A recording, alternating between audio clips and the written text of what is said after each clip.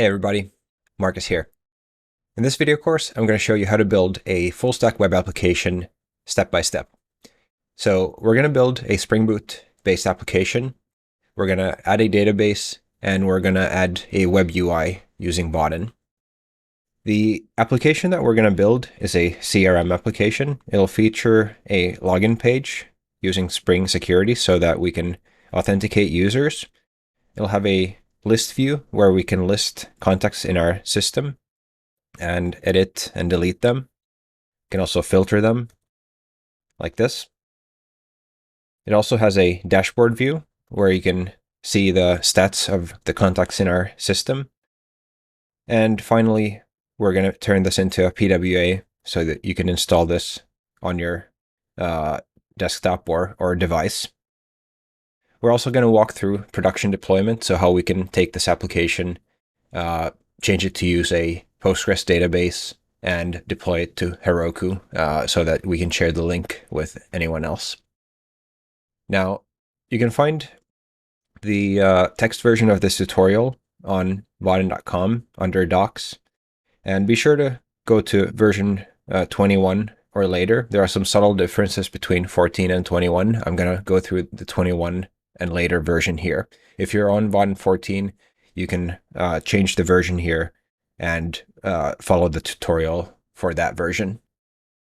I'll add a link to the text version of the tutorial and the source code in the description below. If you have any kind of questions or problems, you run into issues while you're working on the project, please join us on the Vaadin Discord. I'll also add a link to that in the description below.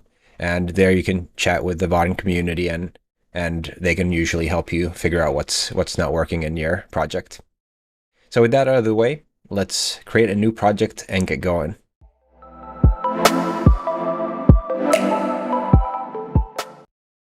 All right, so the first thing we need to do is download a project starter.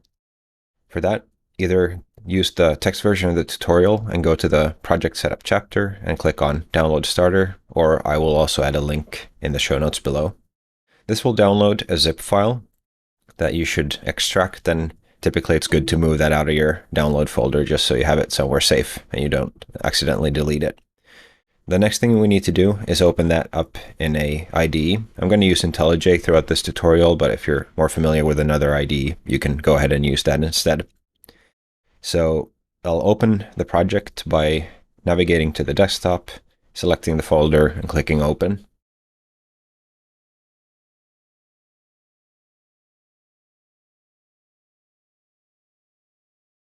All right, so we'll give this just a minute to load all the dependencies that it needs, and then we'll take a look at what we have. All right, so let's open up the project and just take a peek at the POM file, which is the Maven project file. So what we'll see is that we have a Spring Boot project using Vaadin 21 in our case. And if we look at the other dependencies that we have here, you'll see that we have a H2 database, so that gives us an in-memory database that we can use throughout the development cycle here. We're going to configure a Postgres database when we go to production, but for now we're going to use just the in-memory H2 for easy development. We also have Spring Boot JPA for accessing the database, and we have Spring Boot DevTools so that we have live reload as we're coding. Then if we take a look at the code here in our Java folder, we'll see that we have an application class here, which is the Spring Boot application. And this is what we can launch here to run the application. So in IntelliJ, you can go ahead and click on the run button here. You could right click on the application itself and select run on this. So you could select run here. Or then you could use the Maven default command Spring Boot run in order to run it through the command line if you prefer to do that. Now, while that's starting up, we can take a look at the views that we have here. So right now, as we're starting, we have a single view. So we have a view that is mapped to an empty route, extending vertical layout, displaying an image, an H2, so heading level 2, and a paragraph of text all being centered. The first time you run the application, it will take a couple of minutes because the Vaadin build tool will go ahead and download all the Maven dependencies that are needed, all the front-end dependencies that are needed through NPM, and then it's going to build the front-end assets.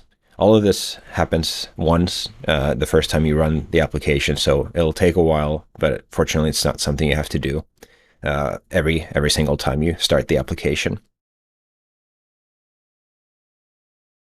So you can see the front-end compilation is starting now. This might take anywhere from a few seconds to a few minutes, depending on your internet connection and your computer, how fast it is. And while that's going on, we can kind of start sorting out our workspace so we have enough room here to work with. All right, so we can see now we have the initial view here, visible, mapping to this list view here that we have.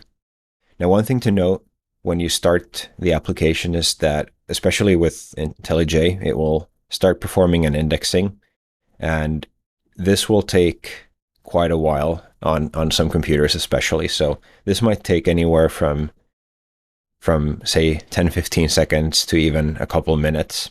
While this indexing is going on, your kind of experience will be a little bit limited in that it won't autocomplete and things like that won't work. So we'll wait for the indexing to finish, and then we'll make a small change to the application and make sure that the live reload works the way it's supposed to. All right, so the indexing is finished, and let's just make sure live reload works. So I'll remove all the code I had here. I'll type add, so I'm going to add something to the layout, create a new H1, and type in the classic hello world greeting here. To get live reload to work, I need to build a project, so depending on your IDE, it might be enough for you to save the file, or in IntelliJ you need to actually build it, so it's either Command or Control F9 or press the hammer icon here.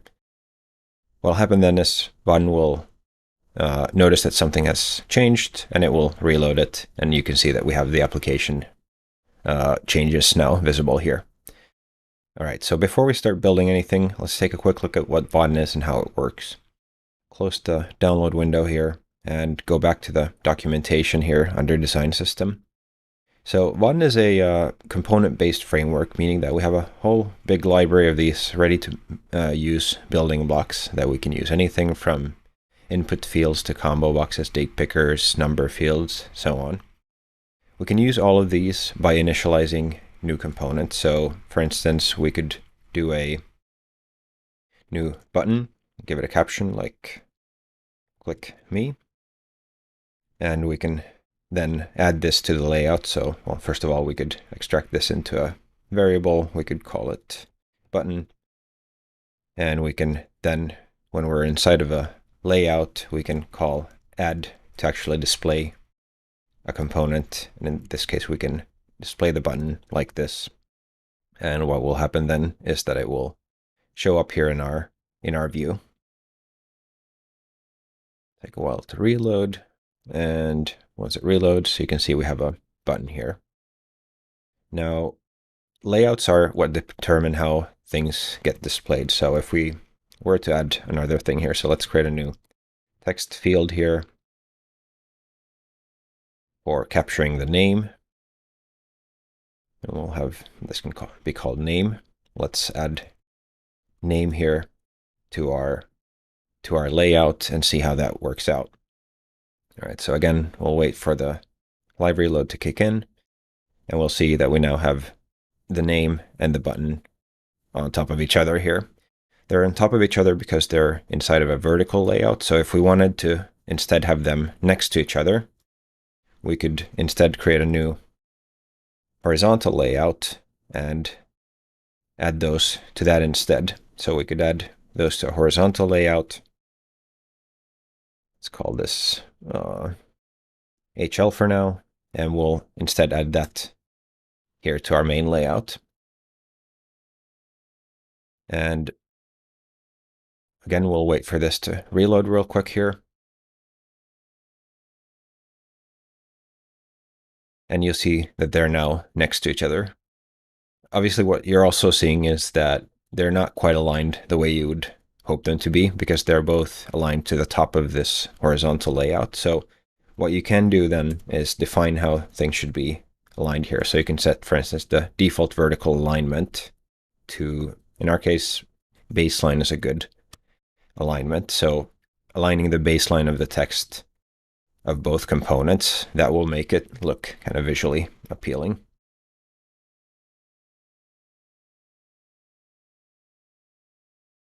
All right, so now we have the two components next to each other aligned properly. The final part of kind of how Vaadin works is to add functionality by adding listeners. So on our button, we can add a click listener. So whenever this button gets clicked, we can decide what we want to do. So here we could do, for instance, we could show a notification. So we'll actually need to be careful to pull in the right notification, so not the JavaX management one. So we'll pull in the Vaadin flow component here, say show, and what we'll say is then hello, and we can get the name from the name field, get value, like that.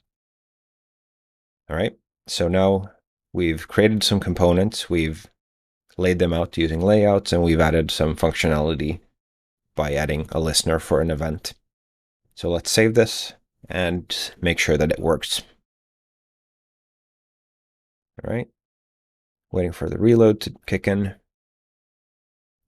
And then I'll type in my name, click the button, and you can see we get a notification saying, hello, Marcus.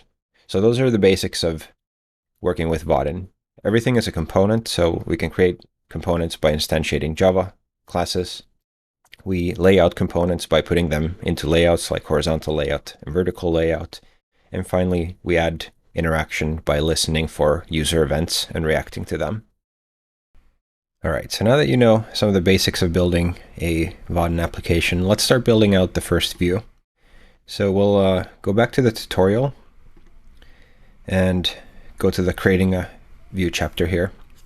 And what we're going to focus on here in the first part of the tutorial is building out just this context list view. So we're going to get to the wrapping view here with the navigation bar and everything in a little while, but we'll just focus on building out this view here. So we'll have a text field, we'll have a button, and we'll have a grid containing contacts. And if you're following along, it might be easier for you to just go and copy the code from here instead of trying to code along, but I'll let you do whatever you feel is better for you. All right, so let's go into our app here, and I'll close the sidebar just so we have more space for the code here. We'll begin by just removing all of the code we have here, and then we'll start working from the top down. So page title is what's going to be the page title in the browser. For this particular page, it's going to be the contacts list. So we're going to call this contacts, and then we'll have a pipe and just say Vaadin CRM, which will be the application name. The route annotation means that this view is mapped to the route, the empty route, so essentially to the context route. All right, so with that, we're ready to start creating the components that we need. And as you may remember, we'll need a grid and a text field. All right, so the first thing we'll create is that grid.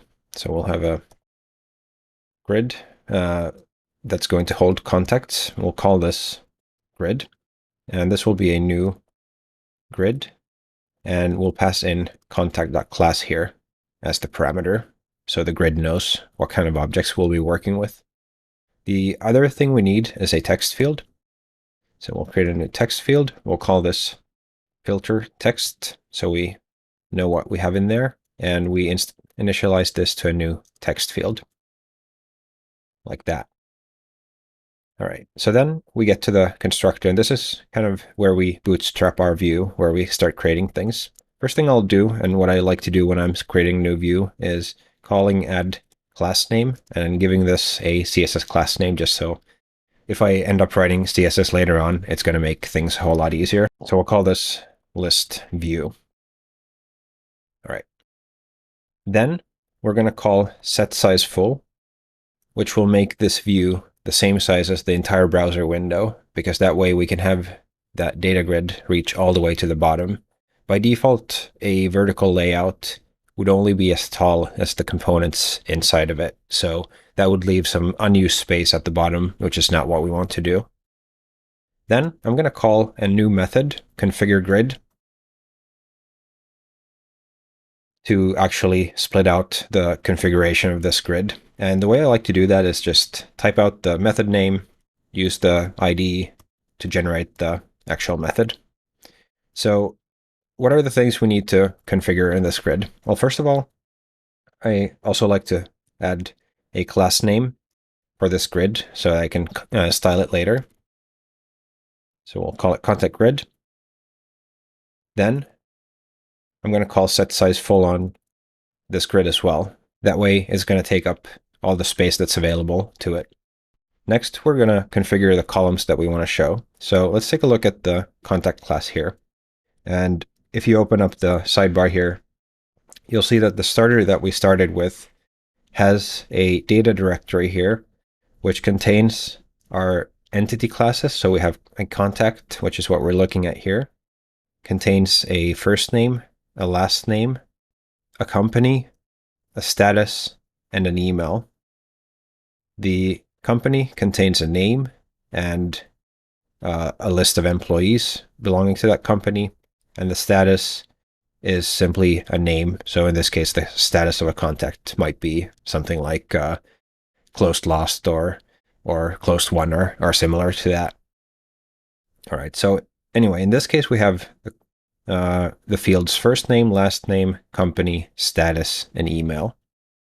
So when we start configuring the grid here, we can tell it which columns we want to be showing. By default, it would be showing all the grids just as they are, but we want to configure them a little bit. So I'll call grid and set columns, and this will take in strings for the column name. So I'll say first name, last name, and email. I'll close that again. Now, those are the primitive columns that we'd had in there, but we had a couple of columns that contained objects, and if we just call set columns like this, those would be just printed as whatever that object to string is, and that may or may not be what you want to do. So what we can do instead of just setting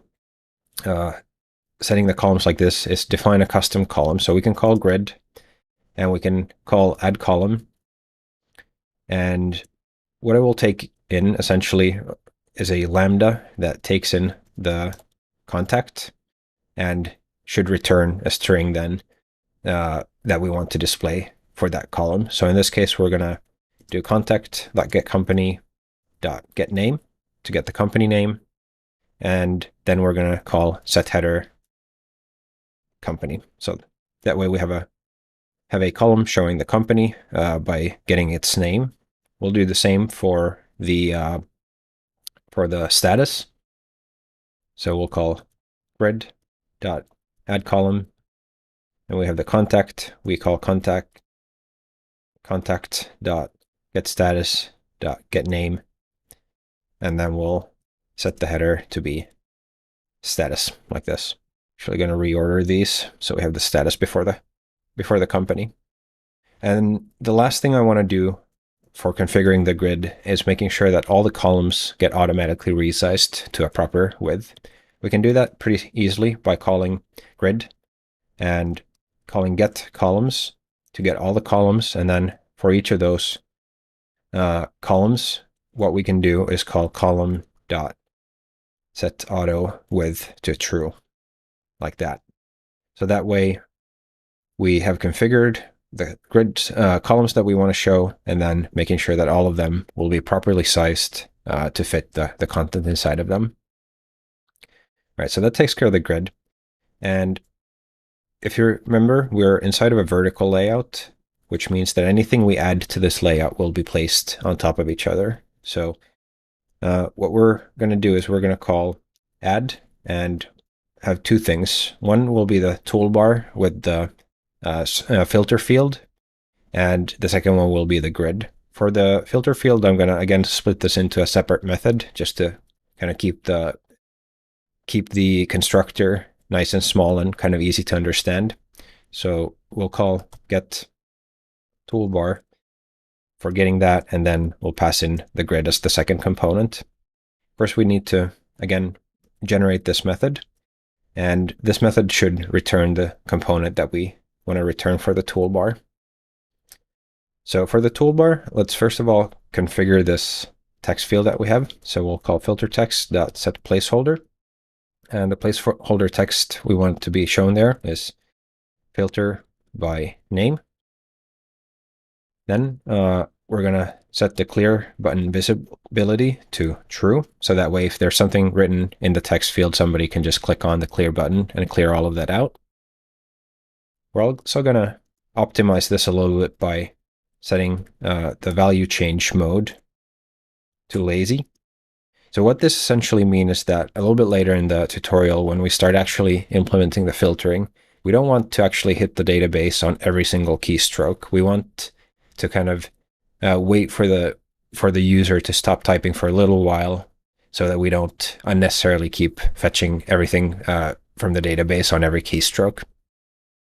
All right, so that takes care of sorting out the filtering text field. The other thing we need there is a button for adding new contacts. So we'll create a new button, and the text here will be just add contact. And I'll extract this into a variable, and the added variable can just be like add contact.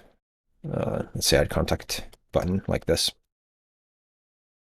And then, because we want these two components to be next to each other, we need a horizontal layout to wrap those. So I will create a new horizontal layout, pass in the filter text field and the add contact button. I'll extract this into a toolbar variable, and then I'll take the toolbar, add a class name to this because I need it for CSS later. So we'll call this toolbar. And then finally, we will return this one toolbar. All right, so if we look at what's happening now, is that when a user navigates to the context root of the application, this view will get initialized. It's a vertical layout, so everything inside of it will be displayed on top of each other. We make the layout full size, we configure the grid columns, and then finally we add two components to the grid. We get the toolbar component, which is a horizontal layout with the text field and the button, and then the grid is the second component here. Again, let's build this and take a look at what we get in the browser to make sure that we're on the right track. Again, we'll wait for the reload to finish. And what we should see right now is that we have the filter toolbar up here, and we have an empty grid here. The way we'll approach this is that we'll create all the UI components we need for this view first, and then we'll start looking at creating the backend implementation that we need for actually populating and updating and saving and all of that. All right, so the next thing we're going to do is create the editor for the individual contact. So in the text version, we're going to go to the next chapter, and you can see that we're working on this part of the application right now. So the form where you can see and edit contact details. Again, if you're following the text version, you can copy the entire code, but I'll walk you through the implementation in the IDE. So what we're going to do is open up the sidebar here and navigate into the list view package here, and we're going to create a new component. We create a new component by creating a new Java class, and I'm going to call this contact form because it's a form for editing contacts. And I'm going to add this to my Git. All right, so contact form will extend not from vertical layout or horizontal layout, but from form layout, which is a layout in Vaadin that's suited for creating forms. It will it will responsively either have 1 or 2 columns depending on how wide your viewport is. Creating these own components is something that's very common when you're building Vaadin applications. So you can build compositions of existing components and essentially create your own custom components that you can use in the application. So in the case of our form, what we'll do is we'll create input fields for all the properties of our contact, and then we'll display them in this form layout, and we'll add some buttons for things like saving, deleting, and closing. All right, so I'll just start from the top, create a text field for first name, and this will be a new text field, first name. We'll create another text field for last name, and that'll be also a new text field, last name. Then we'll create a email field called email, and that will map to a new email field. So you can kind of see these field names map pretty much one-to-one to the underlying contact object, and we're going to get to that in a moment. So we'll give this a caption of email. Then what we'll need for the status and the company are essentially like these drop-down selects. For that, I'm going to use a combo box. And the combo box type will be a status for the status select. And here, again, we want to make sure we get the right status, so the one in our application. And this will be a new combo box status. And finally, a combo box for the company.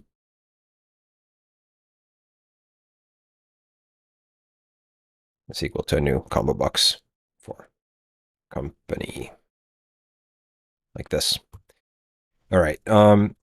So like I kind of hinted earlier, there's a reason why I named these exactly the way I did. And that is if we look at the contact entity that we're binding to, if these have the same names as our entity below, we're going to be able to use the Vaadin binder later to tie those together automatically. All right, so now that we have the fields created here, let's create a new constructor for the contact form. So we'll generate a constructor, and just the empty constructor right now. We're not going to take in anything here, or essentially we're not going to pass in any of the field values here. What we do want to pass in or take in as parameters here are the companies and the statuses that we want to list in these. So we'll add 2 parameters that we expect the user of this component to pass in. So we'll have a list of company objects, which will be the companies, and then we'll have a list of statuses, which will be the statuses.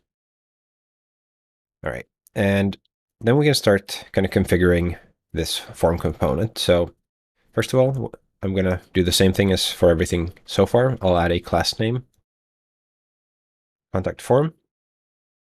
Then I will take the company combo box, and I'm going to call set items. And I'm going to pass in those companies that we got from the constructor. So these ones.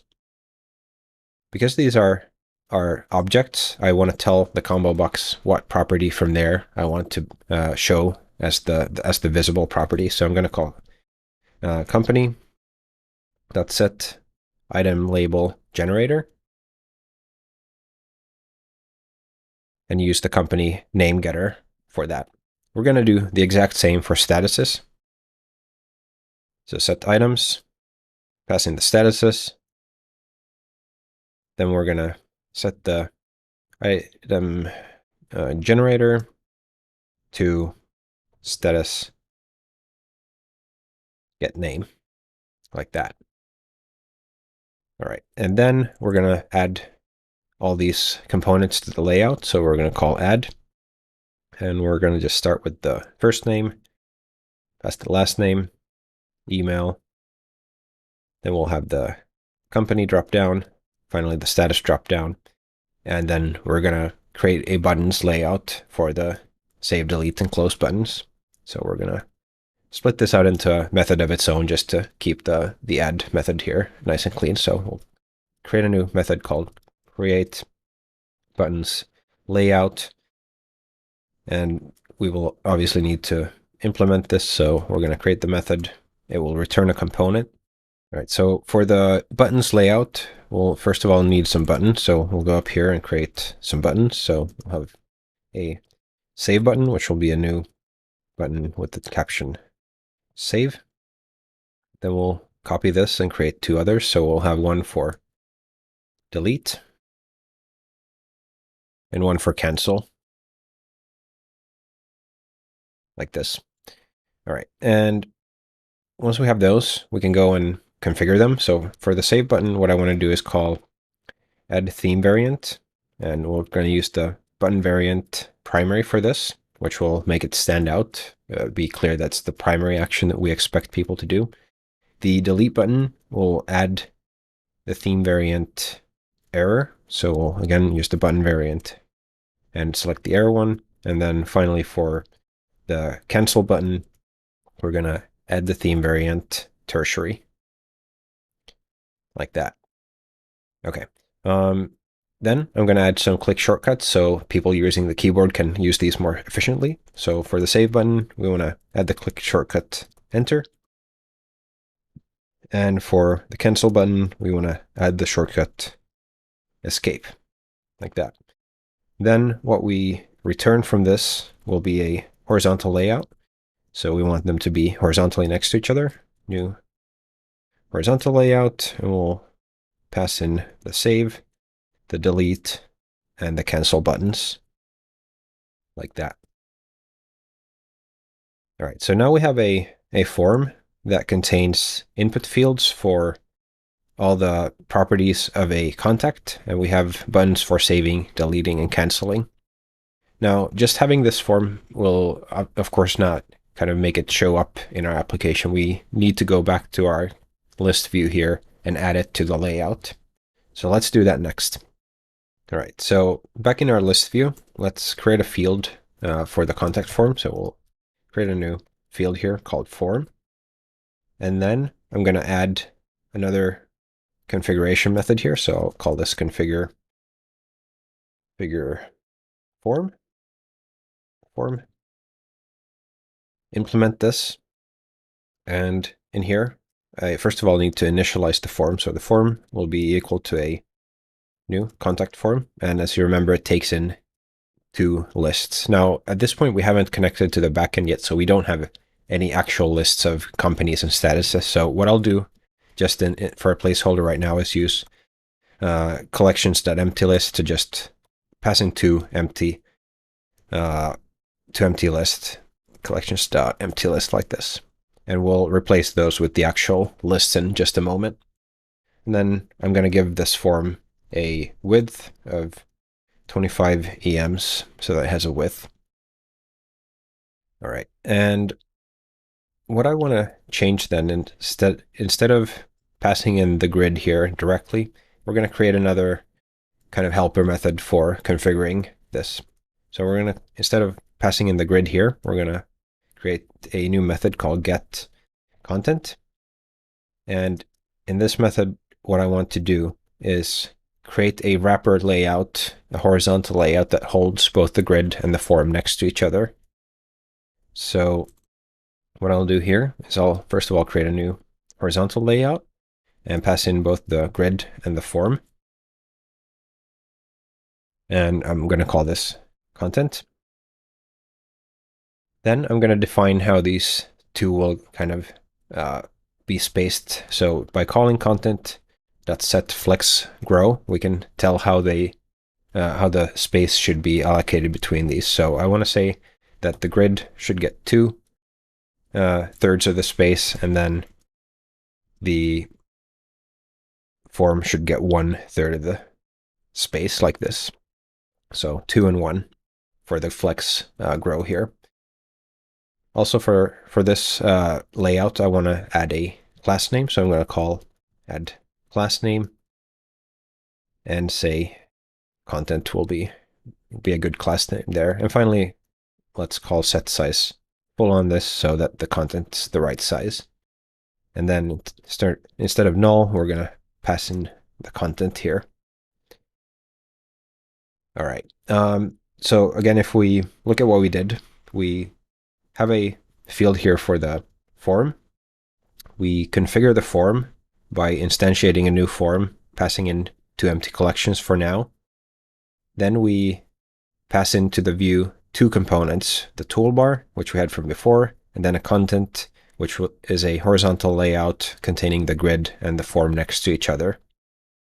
So if we go into the browser, we can see right now that we have the grid, we have the form here on the side, and we have the toolbar on the top. So we right now have all the UI components that we need for this view. The next step for us will be to connect this to our database and display and work with some actual data. So up until now, we've taken a look at the contact entity that we have, but let's take a look at some of the other stuff that we have from our starter. So in addition to the actual JPA entity classes that we have here, we have repository interfaces for each of those. So with the help of these, Spring Boot and Spring Data will give us the basic create, read, update, and delete operations that we need. All right, so in addition to those, we have a data generator that generates us some test data that we can work with. So that way, when we start accessing the database, we already have some context there to work with. Now, in order to hook up to the database, there are two different ways we could go about doing it. We could either just use the repositories directly to access the database, but in this case, it's a better practice for us to create a service class that works as a middleman here, running some business logic and kind of ensuring that we're not accessing the database directly from the UI layer. So I'm going to create a new class here called CRM Service. And this will be a Spring Service class, so we'll annotate it with a service annotation. And what we'll have here is, first of all, we'll need to have a constructor where we auto-wire in all those repositories that we need. So we'll have the contact repository. Then we'll have the company repository. And finally, we'll have the status repository, like this. Then I'm going to use the ID to bind these to fields, all of them, like that. So that way we'll have access to all of these. So this service class will essentially have all the APIs that we'll use to connect to the database in our application.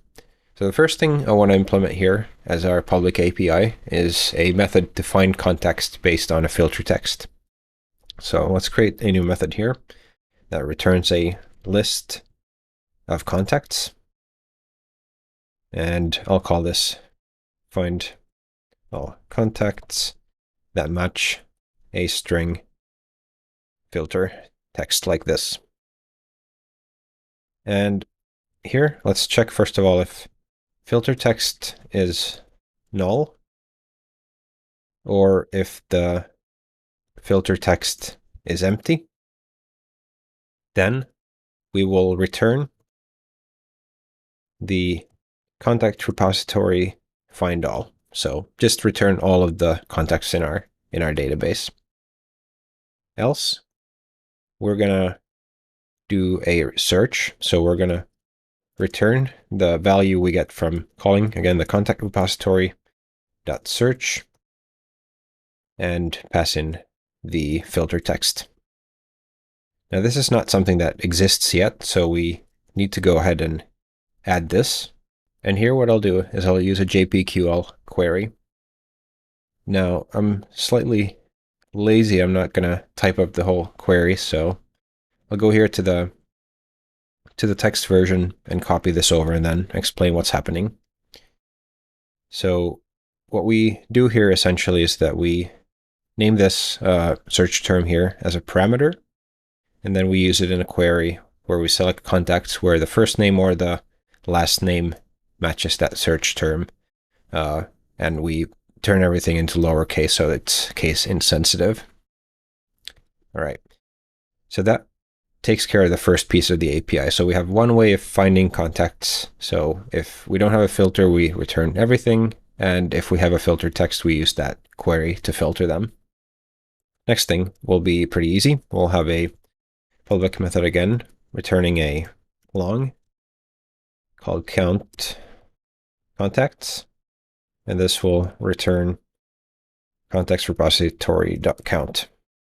All right. Next one will be for deleting contacts. So it can be a void method, delete contact, and this takes in the contact that we want to delete. And what this will do then is, again, delegate to the contact repository to delete this contact, like so. Then we'll do the same for saving contacts. So we'll create, again, a method for save contact, taking in a contact. And what we'll do here is, first of all, let's just make sure that we actually got a contact in, because sometimes if you mess up with the binder, it's easy to pass in a null value here, and we'll make our life easier if we check for that. So let's print out to the system error log that contact is null. So assuming as we actually have a contact, we can delegate again to the contact repository to save this contact, like so. Good. All right, so that takes care of all the contact related ones that we need. Then let's create one for finding companies. So again, a public method that returns a list of company objects called find all companies. And this will return the company repository.findAll. And finally, we'll create a similar function for statuses. So we'll create a method that returns a list of status objects, find all statuses, and delegate this again to the status repository findAll method, like that. All right, so now we have a service class here that takes in all these repositories in the constructor through AutoWire.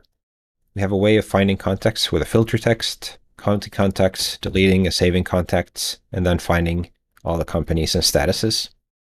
All right, so now that we have this service here, we can go back to our list view and start using it. First thing we need to do is AutoWire it so we have access to it in our view. So we'll pass in the CRM service here. We can call this service, and we'll create a field for this so we have access to it throughout the entire view.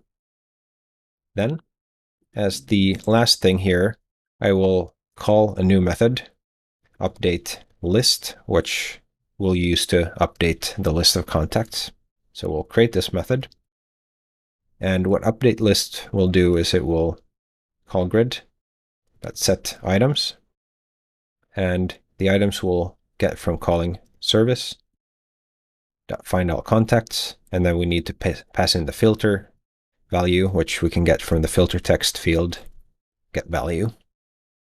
All right, so whenever we call update list, we'll go to the database and fetch all the contacts that match this filter that we have currently. All right, then we also need to hook up the filter text field to actually filter as we're typing.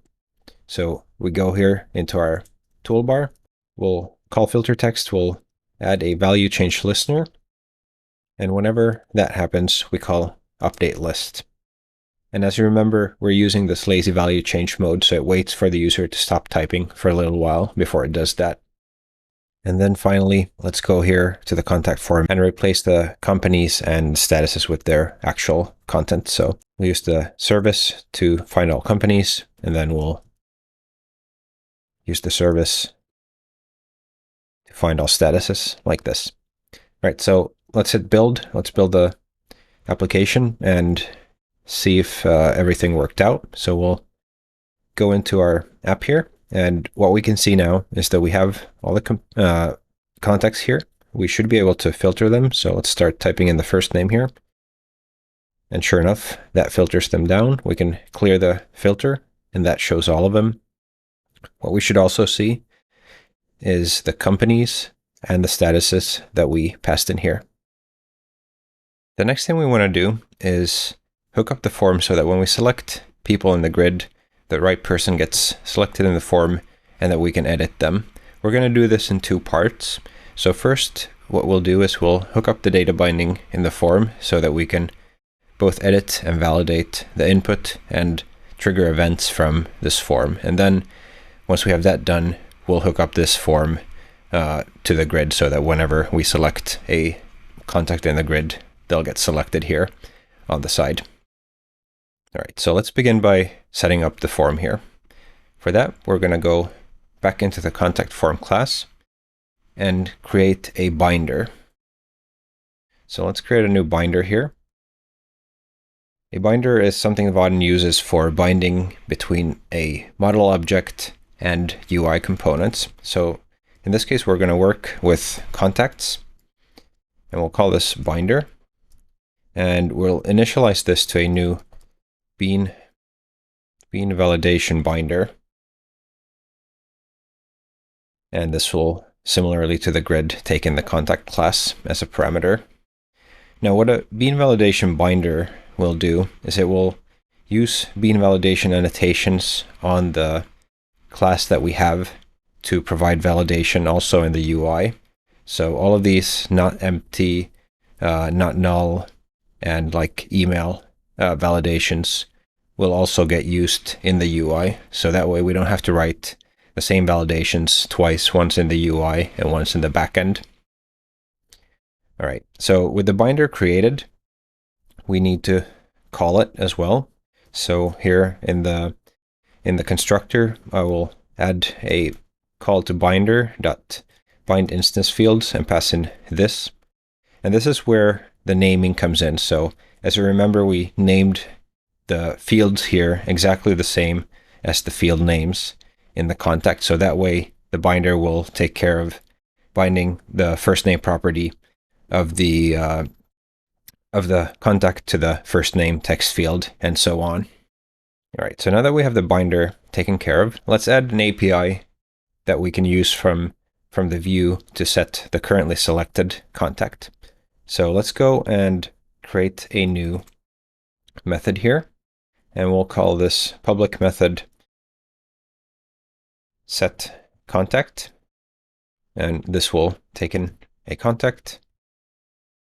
And what we'll do here is we'll save the contact to a field called contact, and then we'll call the binder to read this contact bean. So that means the binder will read this bean that we pass in and populate these UI fields based on it.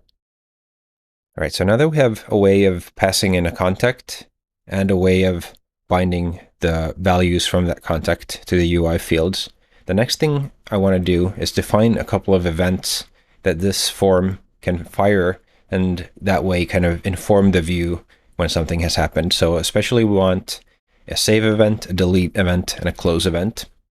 For this, we're going to use Vaadin component events. And if we go again into the text version here, into the forms and validation chapter, you can see that we have a bunch of events here that I'll copy over and then walk you through. So we'll fix the imports here. We need to take the Vaadin flow registration here. I'll close the sidebar so we can see this whole thing. So what we essentially do is, first of all, we create a base class for events that we emit from this form. And we extend from the basic component event that Vaadin provides. We add a field for storing the contact that we're working with. So whether we're saving or deleting that contact, we can save it here. Then we create specific events for saving, deleting, and closing, passing in that contact to those events so that we can get hold of the contact when we're listening to those events in the list view. Finally, we have a add listener method here that takes in the event type and the listener and adds them to the Vaadin event bus. All right, so now we have most of the pieces that we need to make this form a fully functional component. We have a way of passing in the contact, a way of binding it to the UI fields. The remaining piece of the puzzle is to hook up the save functionality and the delete and close buttons to actually fire the appropriate events.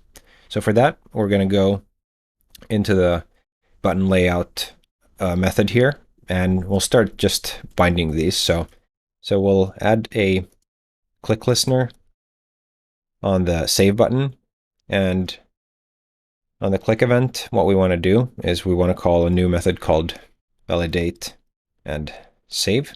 So there's a little bit more going on in the validation, so I don't want to do it inside the Lambda. I'll just split it out into a separate method here.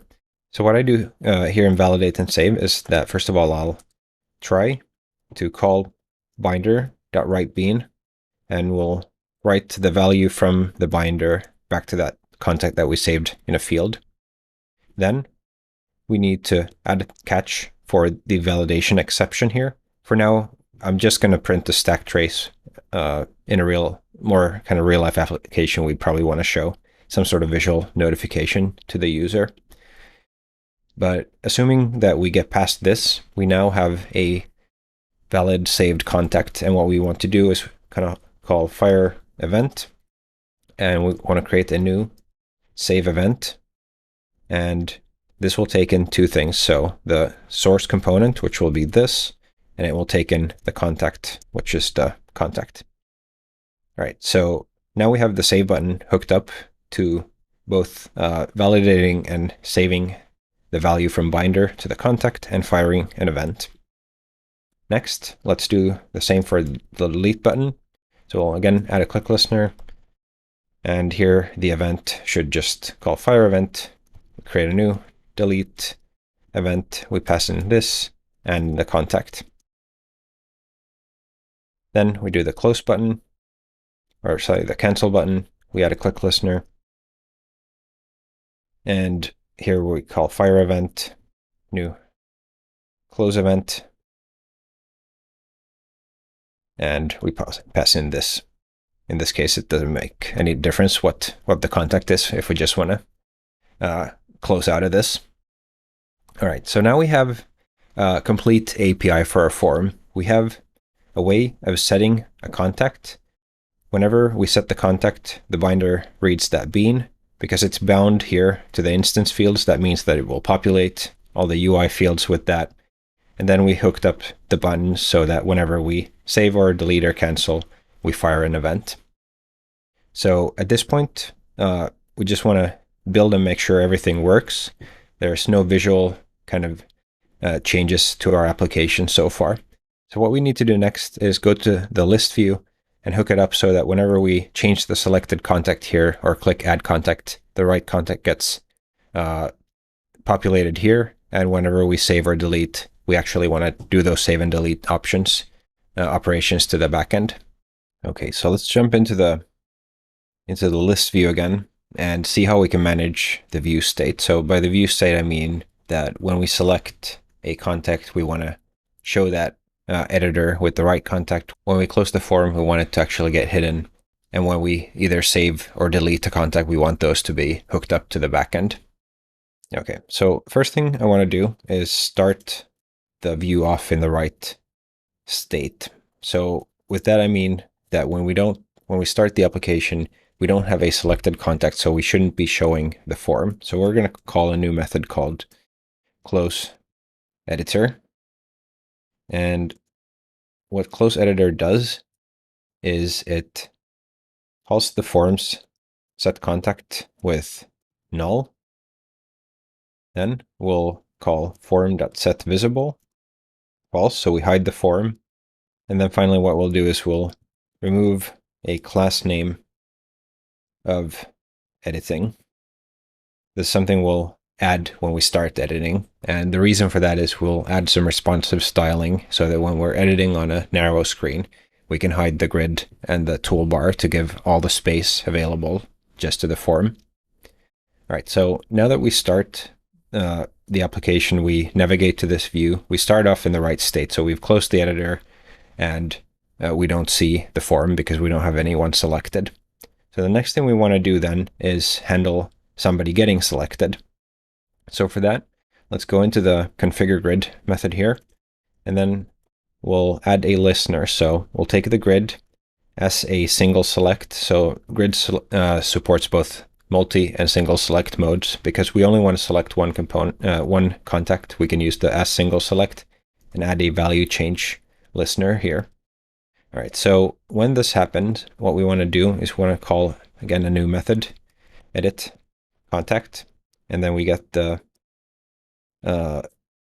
value from the event like this. And again, we'll create the method here, and we'll call this contact. All right, so what we need to do here is handle two different cases. One is the contact may be null. So if somebody deselects a selected contact, we need to close the editor. So that we already have. Good. And in other cases, we need to do something about this. So essentially, we need to do more or less the opposite of what we did just a while ago. So we call form.setContact. We pass in the contact. And then we set the visibility to true because we want it to be shown. And then we add a class name of editing here so that we can use that for our responsive styling in just a moment. All right, so now we have hopefully a way of selecting a person in the grid. Let's build this and see that that works. So now we can see that when we start the app, we don't see the form. And when we select somebody in the grid, we can see the right person getting shown here. And if we click the same person again to unselect, it hides them. All right, so next up, let's hook up the add contact button here. So for that, we'll go into the get toolbar method here. And we have the add contact button already created. So we'll take that, add a click listener. And for that, we want to call add contact. And we want to create the method here. What we want to do is we want to take the grid as a single select again and clear it, meaning that when we create a new contact, we don't want a different contact to be selected in the grid because that would be slightly confusing to the user. And then once we've cleared the grid, we can call edit contact and create a new contact object. So start off with a clean slate. All right, so we'll save this again. Just make sure that we're on the right track. Everything is working. The reload is kicking off here. So we can still select people here, and we can create a new contact by clicking the add contact here. Now, I hinted towards making some responsive styles. So right now, if we're on a very narrow screen, you can see that this isn't really an optimal use of space here. It would be better if we could just have the entire space available here for the form. So for that, we can add some CSS. And again, we're going to cheat a little bit and go to the text version and copy those styles. So we're going to go here. We're going to copy these, and we're going to put them in the theme folder. So we're going to go into the front end directory to the themes and select the style CSS here. Right now, you can see it's only pulling in some icons, and we'll add our own style here beneath that. All right, so what the style does is that it adds for narrow viewports on the list view. Whenever the editing class name is present, it will hide both the toolbar and the contact grid. So we'll go ahead and save this, and then we'll go back to the application and see if that got picked up and works. So we'll refresh this, and we'll see if this works. So now you can see that when we go on a narrow screen, we can actually get the entire screen as real estate available for the form, which is much nicer. Now, of course, we need to have a way of getting out of this, and that's the next thing we're going to do. So we're going to hook up all these buttons to actually do something. So again, we'll go into the list view. And here we're going to go into the configure form method, and we're going to add listeners on the form for those custom events that we created. First event I'm going to hook up is the save event. So we'll take the form, we'll add a listener for the save event class, and then we're going to hook it up to a new method on this called save contact. Then we'll create a new method for this. It can be a private method, void save contact. This takes in the save event. We'll call this event. And what we want to do here is then use the service to save the contact by getting it from the event, like that. Once that's done, we can call update list to make sure that all the updated data gets shown, and then we'll call close editor, like that. All right, so that takes care of saving. Next, we'll take the form, add a listener for the delete event. And again, we're going to take the class, and then we'll create this dot delete contact. And similarly, we'll create a new private method for that, taking in the delete event. And what we want to do again is defer to the service to delete the contact. So again, we can get that from the event. And then we want to call update list to make sure the list is up to date. And then we want to close the editor, like that. Then finally, we want to add a listener for the close event. And this one will be easier because we only need to call close editor, like that. So now we have those events hooked up here, so that whenever we save or delete, we defer to the service and close the editor whenever we do anything. So let's try this out. Let's change a contact here, click save. We can see that that gets shown here. We can delete that person and they disappear from there. And finally, we can try out the close here. So if we click on cancel when we're editing, especially on a narrow screen, we can see that that hides the form as expected. So up until now, we've only been working on the list view.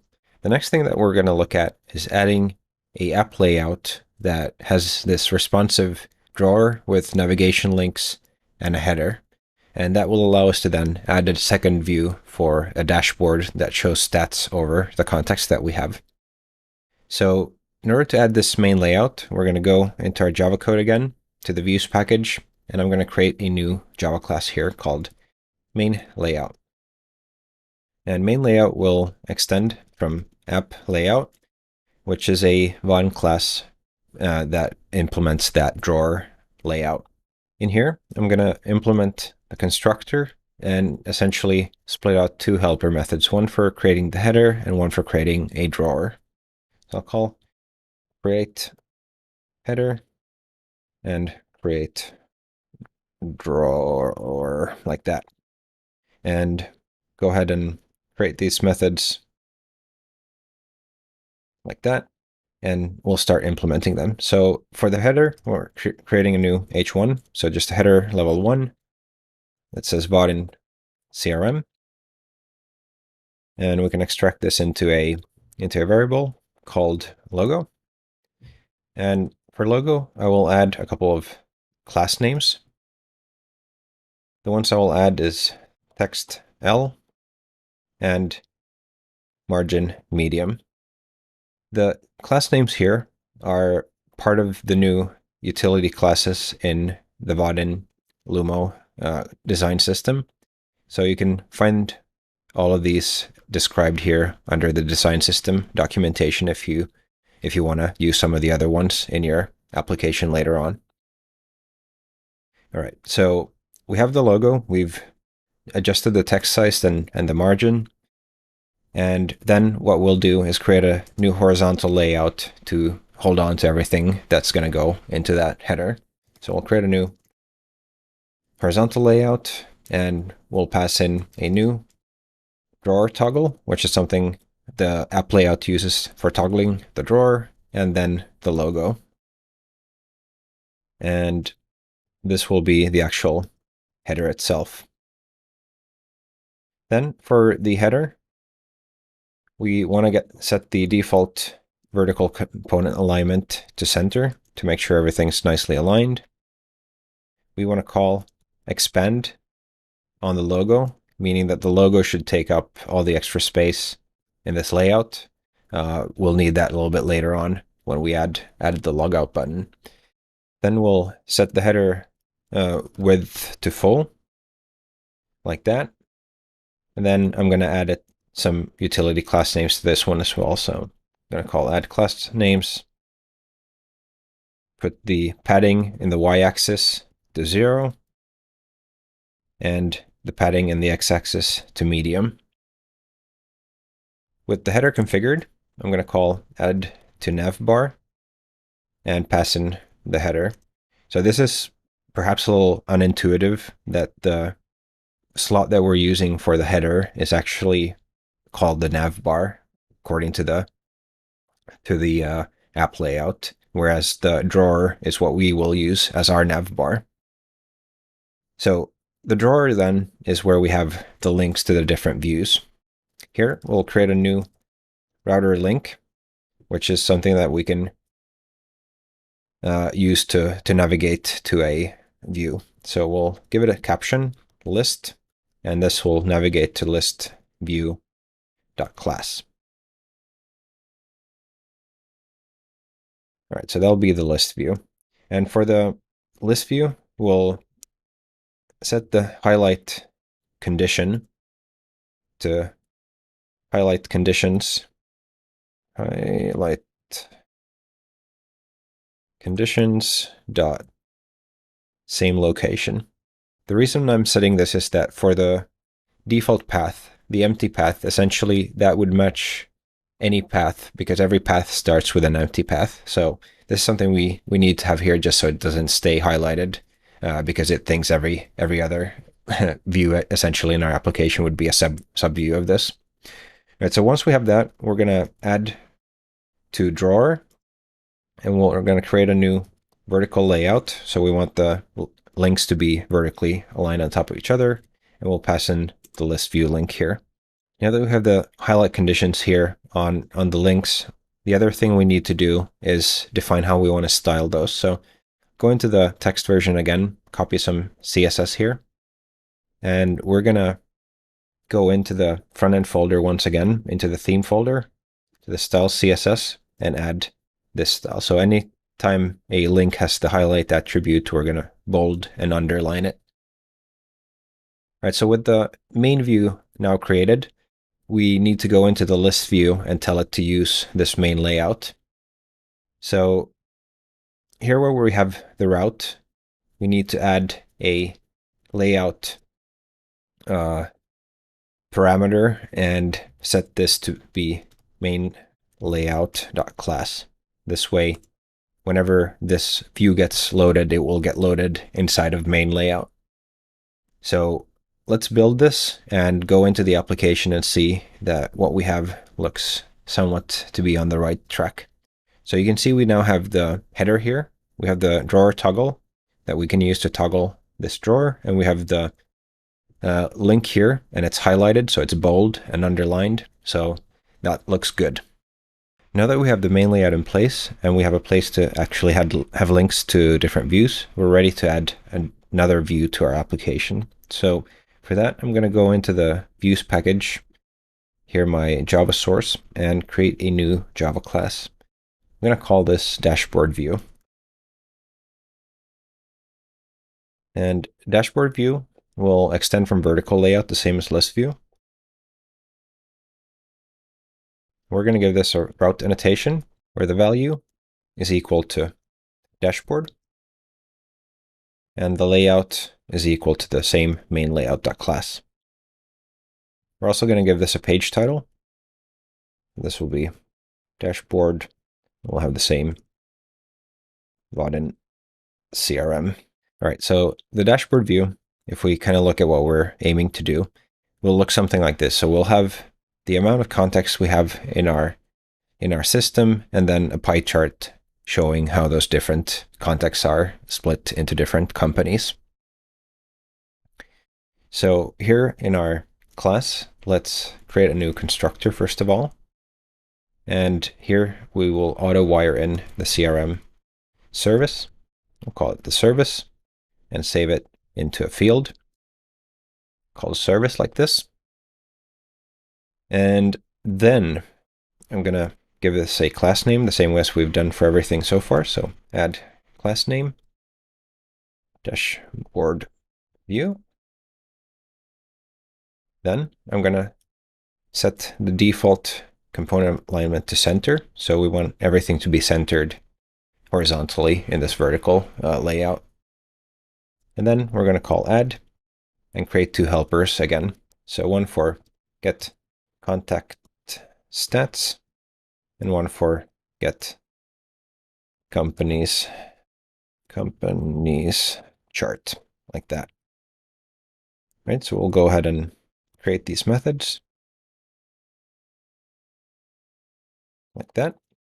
And let me just rearrange these so they're in the same order.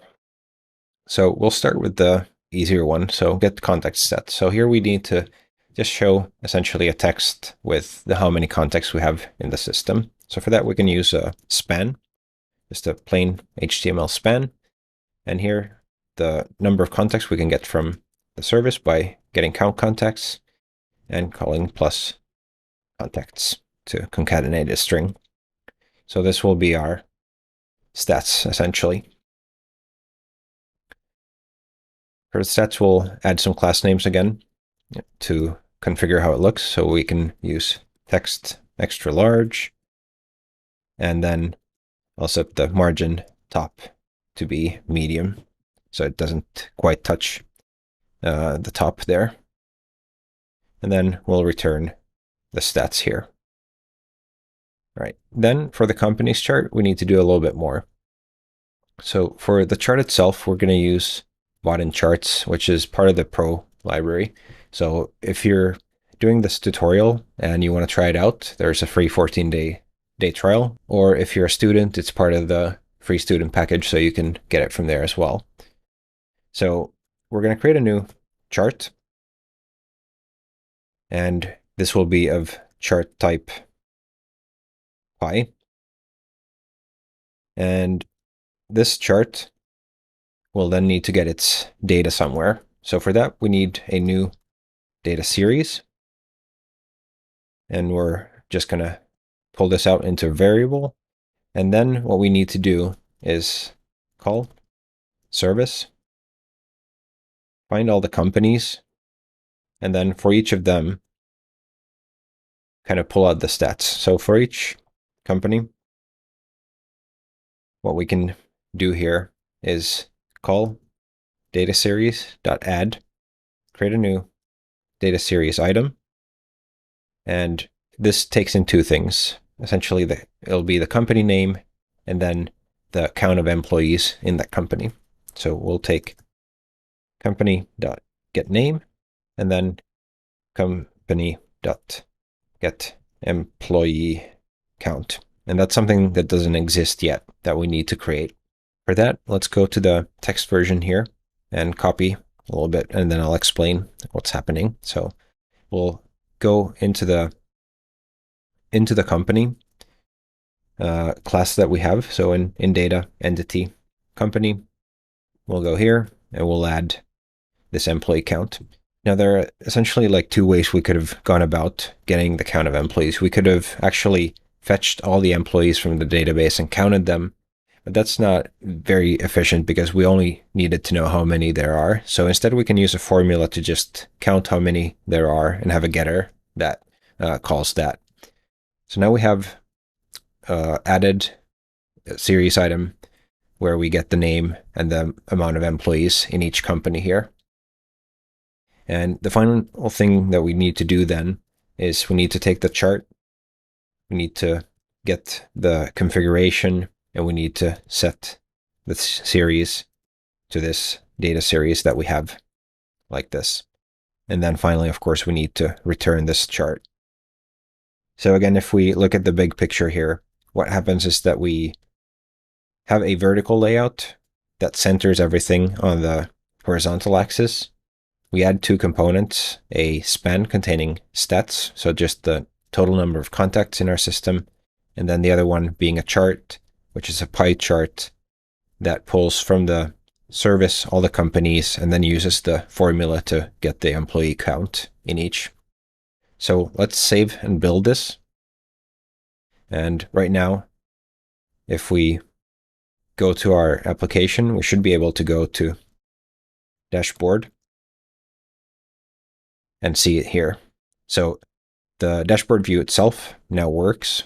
Obviously, we want to add it here to the main layout. So let's finalize this dashboard view implementation by going into the main layout and then adding it here. So for that, we're just going to inline it here.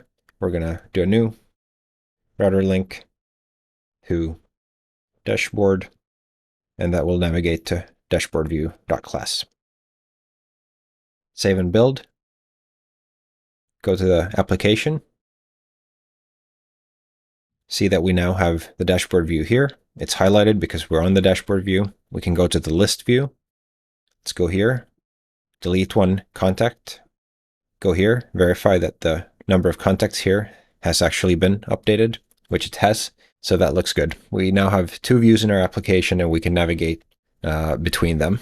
Up until now, everyone could access everything in our application, and that's not what we want to do. So next, let's secure the application with Spring Security and add a login screen. So we're going to begin by creating the login screen. So here in the views package, we're going to create a new Java class, and we're going to call this login view. And login view will extend from vertical layout the same way as other views that we'd had so far. So vertical layout, and we're going to implement the before enter listener. So that way we can hook on to the before enter event. And we'll get back to that in just a second. Okay, so first of all, let's add a couple of annotations here. So first one being the route annotation. We're going to map this to the login route. And then we're going to give it a page title that will be login, and then a pipe and Vaadin CRM. All right, then what we're going to do is we're going to override the constructor. And in the constructor, we're going to start constructing the view. For the actual login, we're going to use a login view component. So I'm going to instantiate it up here. We have a private login form. We can call this the login, and that will be equal to a new login form. Then in the constructor, we're going to add a class name, login view. We will set the size to full, and then we'll align components both in the horizontal and vertical direction. So we'll set the line items to center, and then we'll also set justify content mode to center so that everything's centered. Then we're going to configure the login action, so where this login form should post to, and that will be the login path. And then finally, we'll add the components to the layout with add. We'll create a new H1 with saying Vaadin CRM, so people know what they're logging into, and then the login form. All right, and in the before enter listener here, what we want to do is check if the URL has a error query parameter, and if so, we're going to show that error. So if the before enter event .get location .get query parameters .get parameters contains a key called error, we know that we have an error that we should show. So we'll take the login form and set the error to true, like that. Okay, so save and build. And what should happen right now is that we should have the login view available, but it's not enabled yet. So there's nothing that forces us to go there, but we can navigate there manually. Because we didn't use the parent layout, you can see that we don't have the wrapping app layout here. We just have the login form, and that's exactly what we want. Okay, so the next step will be to actually enable Spring Security. For that, we need to first install a dependency. So we will go into the POM file, and we need to install the Spring Boot Starter Security dependency. So just going to copy this over and change validation to security, like that. Then it's important to actually fetch the Maven dependencies. So go ahead and do that before continuing. And once that is done, we need to turn off the server and restart it, because otherwise those won't get picked up. So while that's happening, we can start configuring Spring Security. For that, we're going to go into our application package here, and we're going to create a new package. We're going to create a new package called Security. And here we're going to create a class called Security Config, where we can configure how Spring Security should work. Because right now you can see it's not using our login view, it's using Spring Security's default login view, which doesn't look as nice. All right, so how do we use this security config? First of all, we need to tell Spring to enable web security, and then we're going to tell that this is the configuration that we want to use. Then we're going to extend from Vaadin web security configure adapter. Quite a mouthful, but that's the kind of naming convention that's used here. Let's hide the sidebar so we have a little bit more space to work with here. And we need to override a couple of methods here. So we're going to override configure for HTTP security. And we need to make sure that we call super.configure to let the Vaadin web security configure adapter do its thing. And then we are going to set the login view to login view.class. So that way we're going to use our own login view, and we actually need to pass in the HTTP configuration object there as well. All right, so that configures one thing. The other thing we want to do is we want to exclude an image directory from Spring Security altogether. We can do that by overriding configure. And here, again, we need to make sure that we call the super configure, but let's first ignore a path. So we will take the web configuration object, call ignoring, pass in ant-matchers for /images ***. So anything under the image directory should be ignored by Spring Security and just served as it is. And then finally, let's configure a user for our system. We can do that by defining the user details service. So user details service. And here we're actually configuring a bean. So let's add a bean annotation here as well. And we're not going to use super here, but we are instead going to use an in-memory details manager. Now, this is not something that you would ever want to use in a production application, but for this demo, it's very good. In the Vaadin documentation, you can find examples of how to hook up to an LDAP or another authentication provider for any actual application usage. So for this, though, we're going to just create an in-memory user details manager. We're going to create a new user with the builder. So we're going to say with username, user. Then we're going to give it the password. Since this is just an in-memory demo, we're not even going to bother with encrypting the password. So we're going to say no op, user pass as the password. Then we're going to give it some roles of user, in this case, only single role. And then finally, call build. So what we have right now is a security configuration using the Vaadin Web Security Configure adapter, setting the login view to our custom login view, ignoring the image folder from Web Security, and using a single user in memory with the username user and password user pass.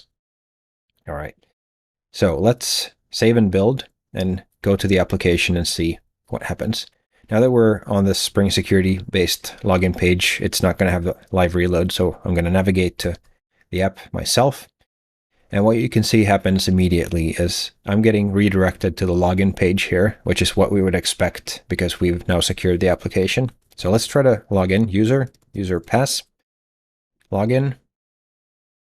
And we got logged in, but we can't access any views. So the last thing we need to do here is actually grant permission to views that we want the user to be able to access. So open the sidebar here and let's go into the views here. So here I'm going to add a permit all annotation saying that all logged in users should be able to access this. And similarly for the list view, we're also going to add a permit all annotation like this. So now, if this reloads, we should be able to access the list page, and we are. So still reloading. There we go. Now we able to go between these two. Now we have a way of logging in. The last thing kind of regarding security that I want to do is add a logout button up here. So for that, let's go back into the security package and create a new Java class, security service. And in security service, well, first of all, let's remember to give this a component annotation so we can auto wire it. And what I want to do here is do a public method for logging out. So we call it logout. And here, two things that we need to do. First will be to get the current UI, get the page, and set the location to the path. So we want to navigate the user to the empty path after logout. Then we're going to create a new security context logout handler. Context logout handler. Like this, pull it out into a variable. We call it logout handler.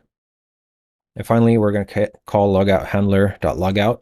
It takes in three things: the request, response, and authentication. But in this case, we only need to pass in the request. We can get that from the Vaadin servlet request.getCurrent.http servlet request. And let me hide that. And then pass null values for the others because they don't matter for this.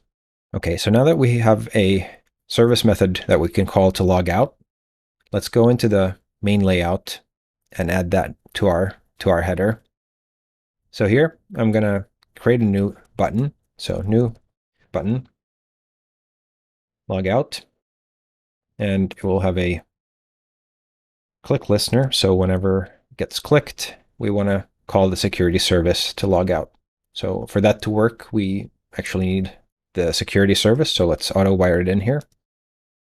Security service, let's call this security service, create a field for it, and then call security service.logout in the button.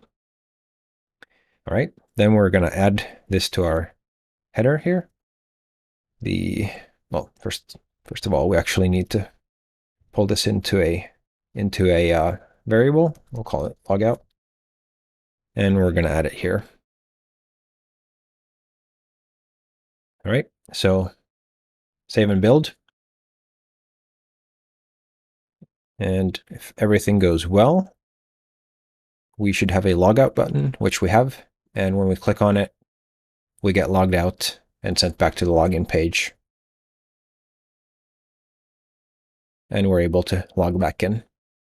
So we've now successfully secured the application and only permit access to those who are logged in. Our application is now basically complete, but there are still a couple of things I want to do. The first one is configure how the application looks when we install it and when it goes offline. And when we're done with that, we're going to take a look at testing the application with unit tests, integration tests, and end-to-end tests. Okay, but let's first take a look at configuring the application installation experience.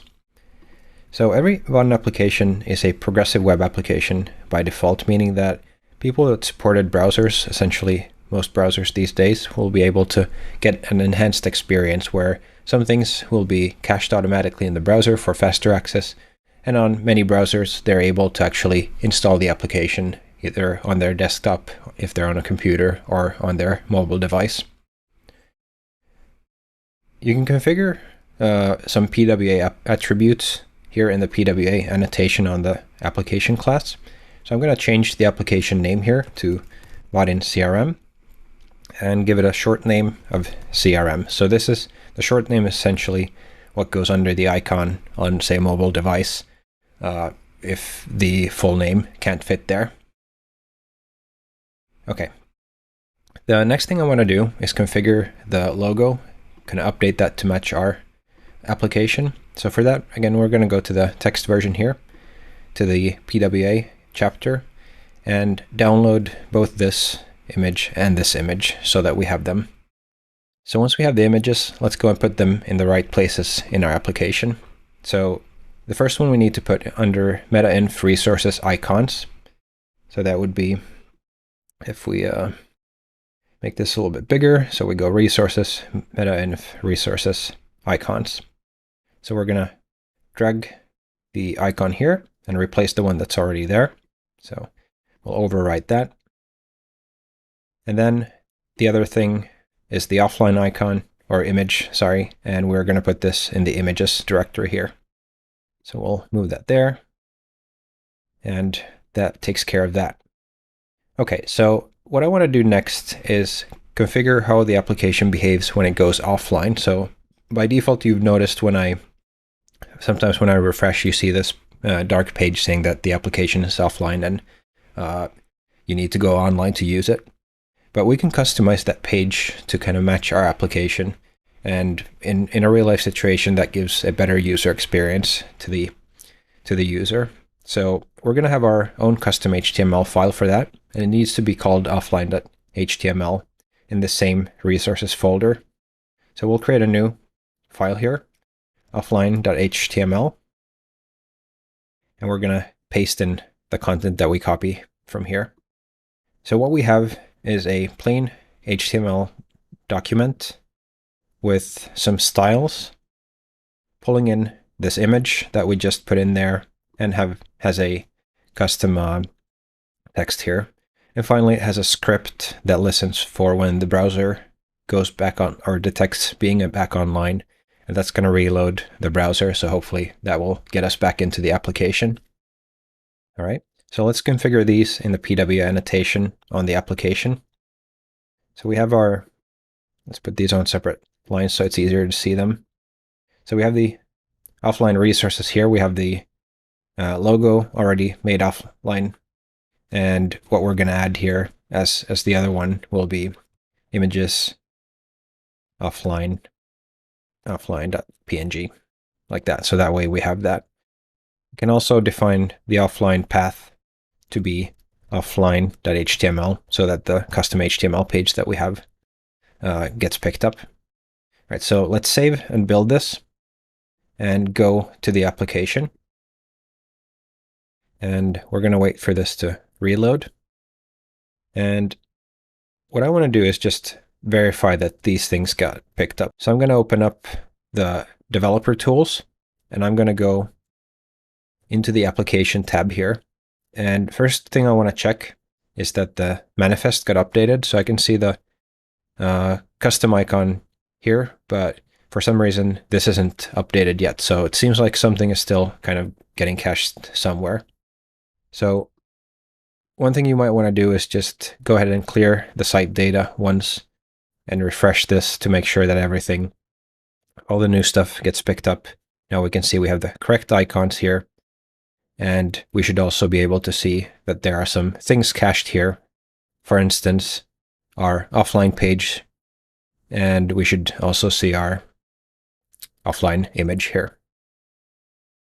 Okay, so now that we have those, let's log in here. User pass.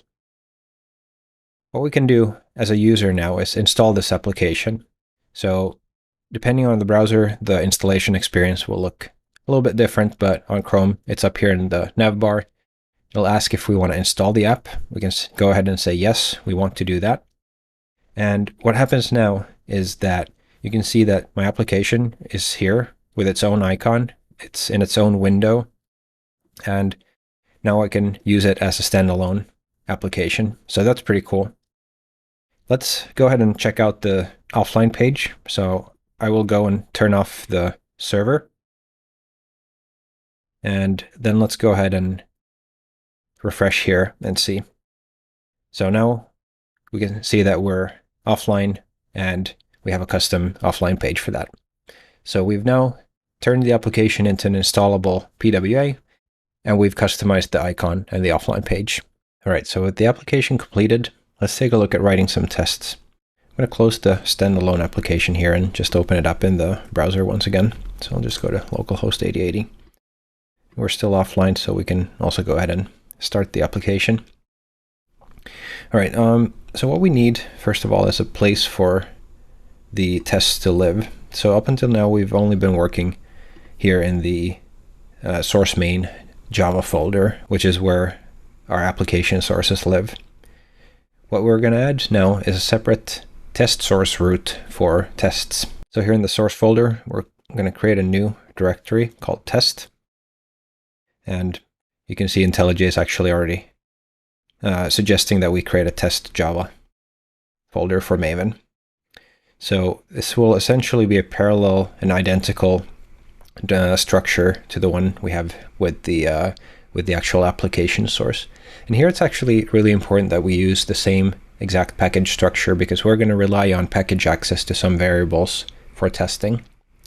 So let's go ahead and create a package for the list view. So I'm going to go here to package and create a com example application views list package. So that will be exactly the same path to the test as it is to the list view here. And in here, we're going to create a unit test that tests the contact form. Now there's a little bit of setup here, so I'm going to go again into the text version here and copy the boilerplate, and then we can go through it together.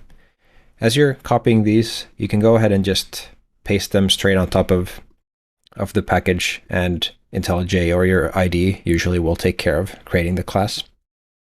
So what we have here is a test that has a before annotated method here for setup. So before every test that we run, we have a setup phase where we instantiate all these fields to known values. That way we have a way of kind of validating if the right thing happened. So what we have is a list of companies and statuses. We have a contact. We have 2 companies and 2 statuses that we want to check. So we instantiate the companies. We add 2 companies to it. We instantiate the statuses with 2 statuses. And then we create a contact where we set the status in the company. Okay, so now that we have known values for all of these, let's go ahead and create a first test here. I'm going to create a public void method called form fields populated, which will check that the correct form fields were populated. So for this, we're going to create a new contact form and pass in the companies and the statuses, just like we would when we instantiate it in the UI. We're going to pull this into a variable. We can call it form. And then what we will do is we'll set the contact here to this known contact that we have, Mark Usher. Okay, so then what we want to do is we want to assert that the right values are visible in the UI field. So for that, we can use assertions. And we're going to assert equals. And we're going to, first of all, expect that the first name will be Mark. And we're going to get the value from the form first name field by calling getValue, like this. Okay. Then, second, let's validate that the last name is correct. So we'll change these to last name. Then we'll do email.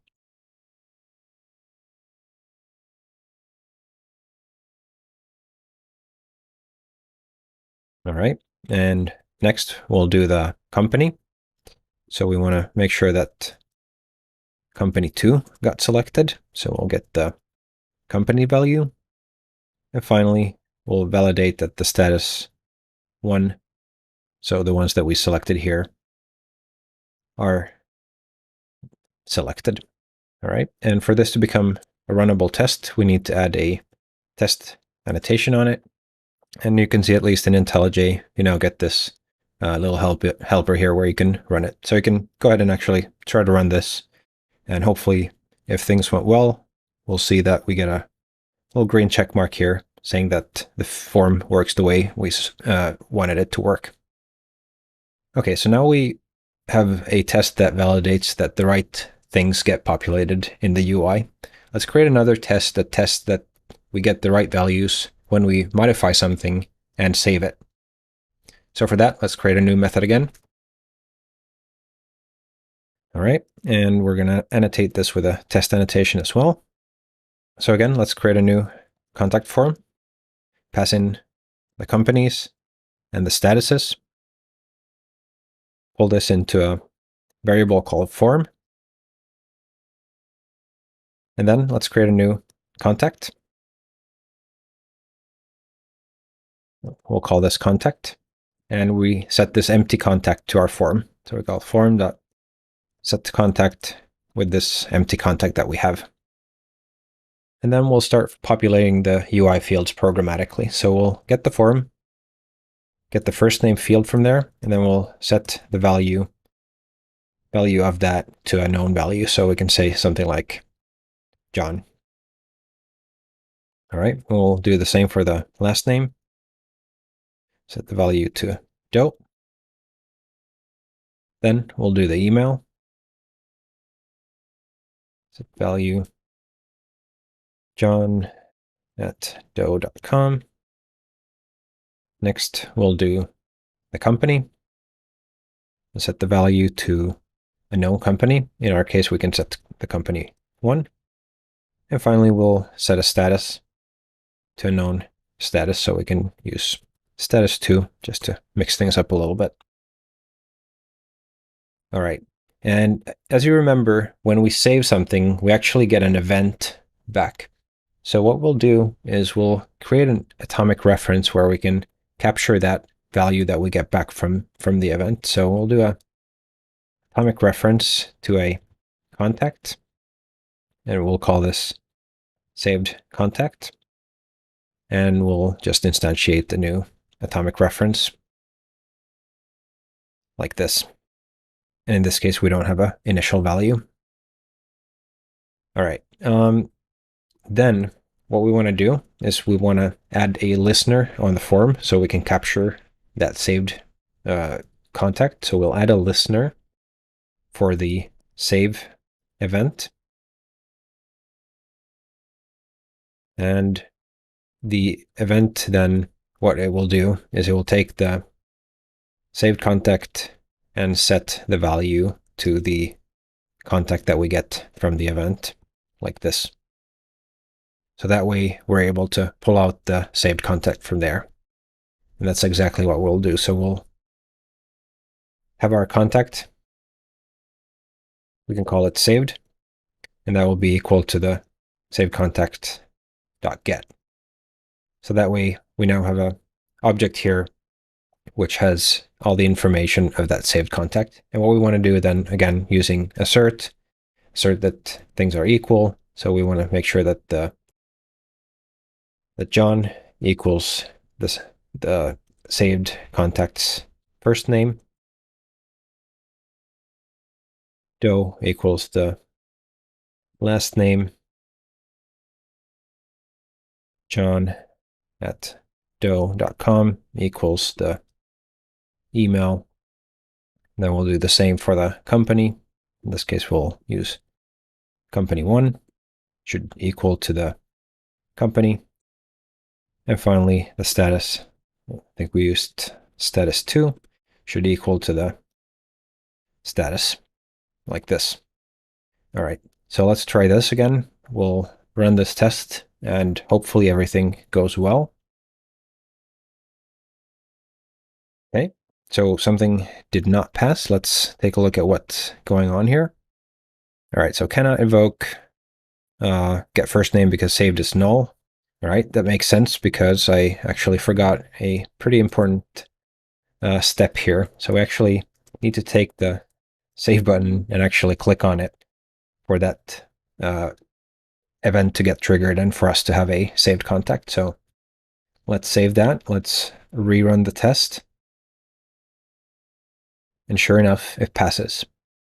So now we've created 2 tests. One, making sure that when we pass in a contact, the right fields in the UI will get populated. The other one will start with an empty contact, programmatically fill in the fields, click on the save button, and make sure that we get back what we expect. Now that we have a couple of unit tests that test the form by itself. Let's create an integration test that tests the list view and making sure that the interaction between these two components that it comprises of actually works. So create a new Java class here, and we're going to call this list view test. And list view test will be slightly different because we're going to use a runner here. So we're going to define run with and say that we're going to use Spring runner.class. So we're going to use Spring here so that we can use auto wiring and stuff that the view needs. And we're also going to add a Spring Boot test annotation here. All right, so with those in place, we can now auto wire things here. So we're going to auto wire in the list view like this. And then let's create a new test. So for that, a public void form shown when contact selected. So we want to make sure that the form is shown when the contact is selected, and this will have a test annotation on it. All right, so you can see that this isn't working right now because there are no beans of type list view found. So what we need to do to fix that is go here and add a component annotation and a prototype scope. So add a scope prototype like that, so that we always get a new version. The reason we didn't need to have these earlier is that when we're navigating through Vaadin, Vaadin will take care of actually making sure that everything gets auto-wired. But since we're not using Vaadin right now, we need to make sure that Spring can find these on its own. All right, so we'll go back into our list view test, and now you can see that the error is gone.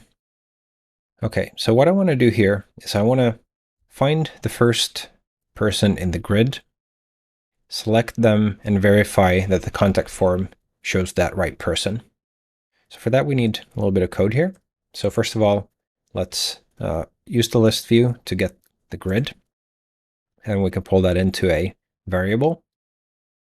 And then we want to find the first contact. So let's do a method, a little helper for that. So we can call get first item on grid, and that's going to return the first item. So we'll go ahead and create this method. This will return a contact and take in the grid. So the way we get the contact is by calling grid and getting the data provider. That's kind of what's holding on to all those items. And we're going to cast this into a list data provider of type contact, like this. And then we can call get items on this, get the iterator, and get the next contact from there. And then we can return this. So now we have a way of pulling in the first item from the grid. All right, and we will then pull this into a variable. And we're going to call this the first contact. All right, so now we know who is the first contact here. Then let's get the form. So list view.form, pull that into a variable called form. Then we'll do some assertions. So first we'll assert that the form is not visible. So we can use assert again, assert false. And we want to assert that form.isVisible is true. All right. So once we know the form is hidden by default, we can take the grid, a single select, and set the value to the first contact. So we essentially programmatically now select this first item. Then let's assert that the form is visible and that we actually get the right person shown in the form. So assert true, form.isVisible. So the form should be visible. Then we'll assert equals that the first contact that we know we have, that their first name is equal to the form first name field value, like this. Okay, so let's go ahead and run this and verify that everything works.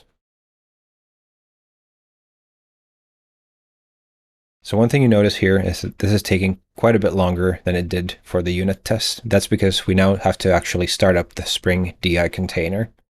So there's a little bit of a trade-off when you start doing this integration test where you need to involve Spring, but for the most part, that's fine. And it allows you to test the application integrations in a more realistic setting. So we can see that this now works. We validated that the form is initially not shown.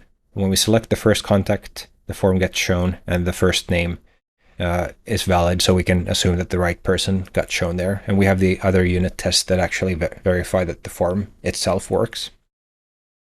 And then the final type of test that I want to write for this application is an end-to-end test. So something that tests the application all the way from the browser to the database. We can do that using the Vaadin Test Bench tool, which again is part of the Vaadin Pro Tools. So if you already started a trial with the charts, the same trial will work for this as well. So let's set this up by going into the test folder again and creating a new package under application called IT. IT standing for integration test. The end-to-end tests are essentially a very wide type of integration test that tests the entire application. There's a little bit of setup when we create a test bench test. So let's go to the text version again and copy over this abstract test that we can use then to extend from. So we'll paste this over our new package. Let's close some of these so we can see what we have here.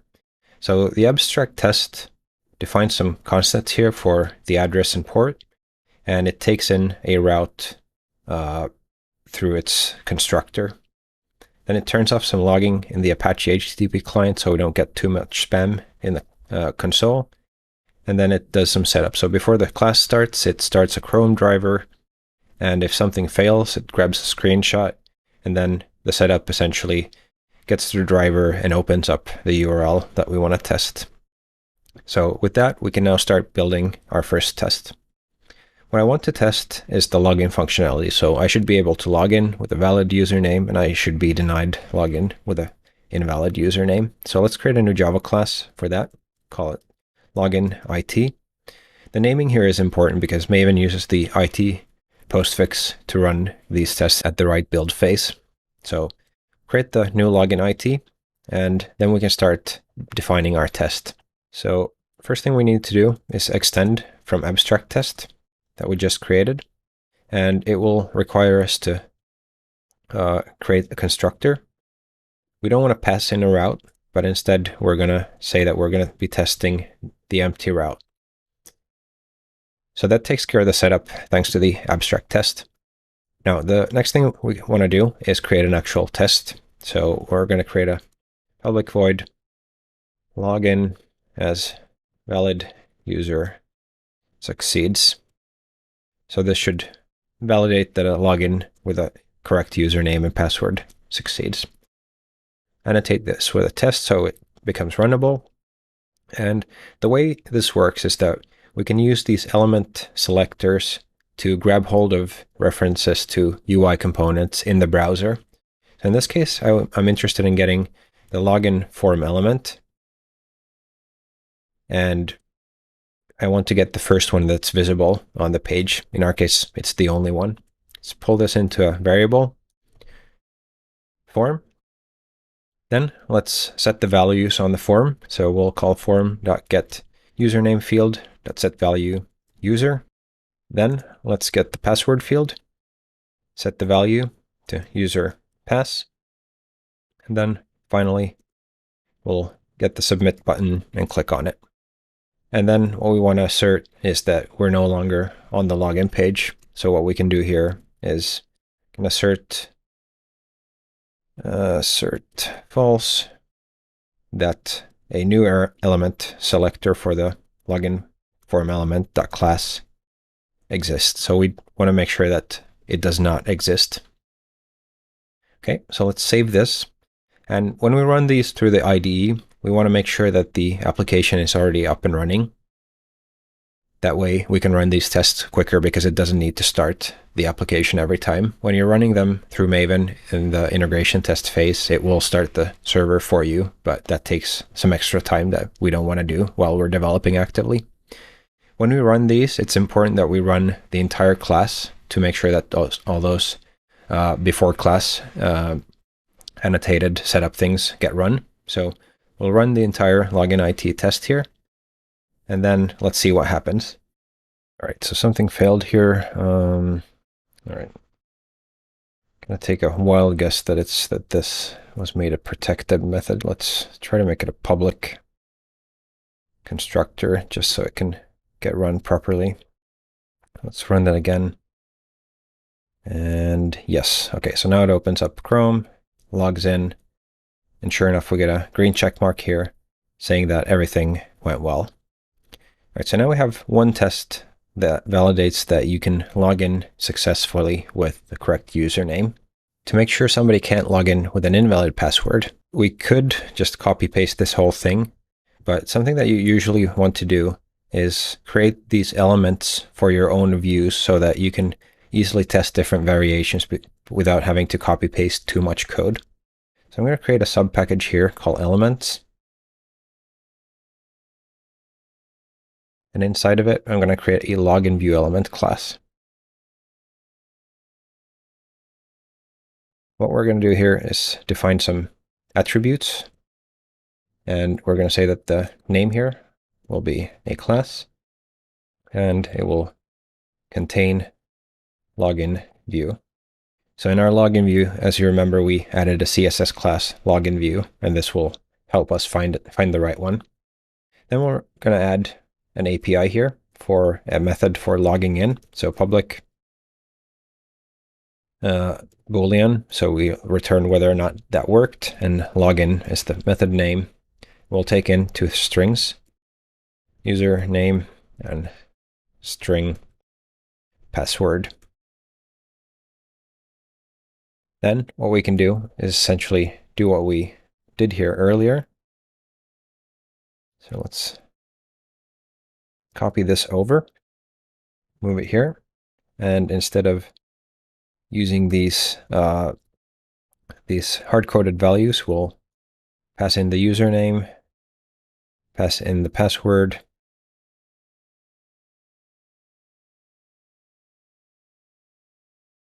okay, and the reason this is not working is that I actually forgot to extend from a vertical layout element. And when we make these elements, it's really important that we have the same class structure. So if we look at our login view, you can see that it extends vertical layout and it has this class name. So we also extend from vertical layout, and then we use the class name here to bind. All right, so now we pass in the username, we pass in the password, we click, and then finally we're going to change the assertion. So we're not going to do an assertion here. Instead, we'll return the negation of a check of this login view element being visible. So we'll do a login view element.class on page that exists. All right, so now we do the same and we validate that we no longer have the login view on the page. We can go back to the test that we had here and we can simplify this. So what we can do is we can do element selector for the login view element and get the first one of those, pull that into a variable, so login view, and then we can assert that the login succeeds. So we can assert the login view.login with user and user pass works. Okay, so let's validate that first of all continues to work. So everything should work the exact same way as it did just a moment ago. Chrome starts up, it logs in, and the test passes. So now we have an easier way to test that the opposite does not hold true. So login as invalid user fails. So we'll do the same, but we type something else here, and we assert that this would be false, of course. So now if we run this, we should see 2 green check marks validating that this works. All right. And sure enough, we have 2 green check marks. So this is just a very quick introduction to Vaadin Test Bench. So you create an abstract test that you can use as the base for just setting up all your tests. And then you can create these elements for your views to kind of encapsulate some of the common things that you want to do to avoid having to repeat yourself too much. And then finally, you can just do normal JUnit assertions on things that you expect to happen when you run the code. Now that we've created our application and tested it, the last thing that remains to be done is to publish it somewhere where we can share the link to others. Before publishing the application, we need to create a production build of the application. We also don't want to use the in-memory H2 database when we're running in production. Instead, we want to use a Postgres database. So let's do a couple of changes to the code so that we can get ready for deployment. First thing I want to do is go into the Maven PALM file here and go into the production profile. So this is something that Vaadin Maven plugin comes with that we can use to build a production ready application. So it minifies some of the front-end assets, it turns off unnecessary debugging, and in general makes the application suitable for production. So what I'm gonna do here is I'm gonna add some dependencies specifically for Postgres, so that when we're running in production, we want to use Postgres. So we're going to use Postgres SQL from org Postgres SQL, like that. Then we need to go into our Spring application properties and define some things here. So I'm going to say Spring JPA .generate DDL is to true. And I'm also going to say, in this case, Spring JPA hibernate DDL auto to create drop. So this will create and then destroy the schema at the end of the session. Now I want to warn you that don't do this with an actual application. In a real life situation, you don't want to create and drop the database every time you deploy. But for our demo purposes, that's perfect. In a real life application, you really want to use something like Liquibase or Flyway to handle your database migrations so that you don't lose data. So keep that in mind. All right, so we now have everything that we need. The next thing that we want to do is create a production optimized jar. So I'm going to open up a terminal, navigate to the desktop, to the Flow CRM tutorial, and then I'm going to run the Maven wrapper that comes with the project. And I'm going to run the clean and package targets and use the production profile that we just configured. And this will do a production build, and the result of that will be a jar file that we can go and deploy. Now, while that's doing its thing, let's look at the deployment here in the text version. So we're going to deploy to Heroku. You can deploy Vaadin apps on any cloud provider or pretty much anything that runs a servlet, but Heroku is a really easy place to get started, and it's free without requiring a credit card. So it's a nice place for us to deploy to. What you need to do is create a Heroku account, and you need to follow the instructions for installing the CLI. All right. So we now have the package built here, and we can go ahead and start deploying it to Heroku. So the first step that you want to do is log in to Heroku with Heroku login. I've already done that, so I don't need to do that once again. The next step will be to run Heroku plugins install Java. So plugins install Java. So enable Java for this app. All right. Then we're going to create our application.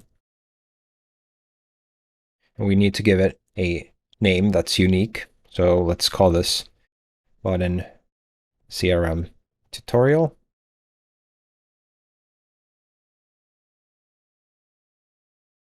Okay. And then let's create a add-on to use Postgres. So Heroku, add-ons, create Heroku Postgres QL. And we need to pass in the app name, which in our case is Vaadin CRM tutorial. All right. That takes care of that. So now we're ready to actually deploy this. So we'll type in Heroku, deploy, jar. Then we find our jar in the target. So it'll be the Flow CRM tutorial snapshot jar. Then again, we pass in the app name. So Vaadin CRM tutorial. And then we wait for this to complete. It'll take a while when it sends over the application.